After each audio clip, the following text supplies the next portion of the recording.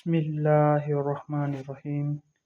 Assalamualaikum warahmatullahi wabarakatuh.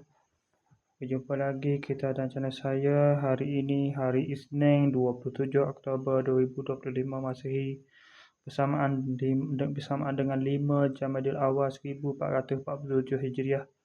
Sekarang ni pukul 6.34 petang. Seperti biasa video dari report kita untuk hari ini. Malam tadi selepas pada buat video kemarin selepas pada buat video daily report saya terus balik ke rumah lah. Kat rumah tu untuk mandi-mandi, semaya maghrib dan semaya isyak. Lepas pada semaya maghrib dan semaya isyak tu saya terus pada pukul 9.30 tu saya keluar pula lah untuk ni. Sebab lain internet tak ada saya tubik kat telefon pukul 9.20 tu. Saya pergi ke kedai Kristi biasa untuk main internet sana. Lepas tu saya pun balik ke rumah lah.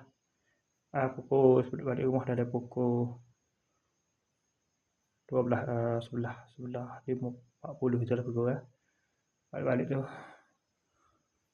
Ngatuk pun duduk paksa ikut main internet kok. Dah 1:30 dia buat tidur. Lepas tidur setengah letih kat ni. Tu ngatuk awal ni. Kerja letih. Mungkin letih memang. Ini memang letih kerja. Aneh hal ni. Tak tahu macam mana jadi letih lemah tubuh tu. Ada semenjak 2 minggu ni lah.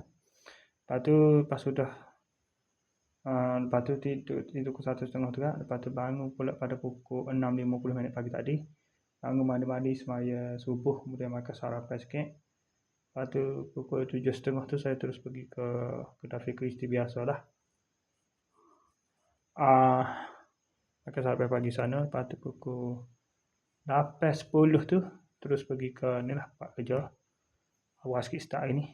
Begitu 8.30 tu. 8.10 tu pergi selalu dah. Sampai sana dah ada 8.11 tu terus buat kerja lah. Kerja hari ni masih atak lah separuh nak ni. Bagi depan ni. Bagi depan pasal dulu.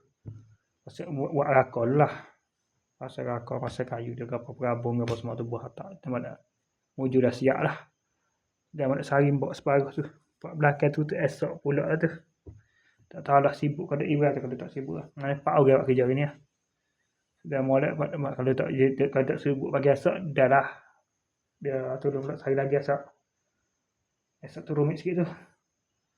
Sebab rambut nak pasal selalu kan. Bagi-bagi tu. Katil pun maksudnya tak alih lagi kan tu lah. Kerja-kerja dia tu anak-anak beranak dia tak kerja lagi, tak alih tak pindah lagi tu. Lepas tu sudah selesai masalah tu.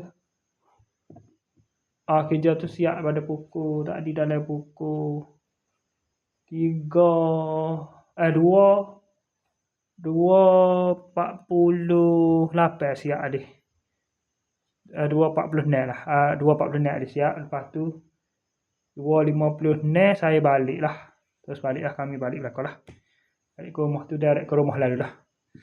Sampai di rumah tu pukul 3.20. Mandi-mandi. Lepas tu pukul 3.42 tu barulah mandi-mandi semai subuh. Rehat sekejap lah kerja tu.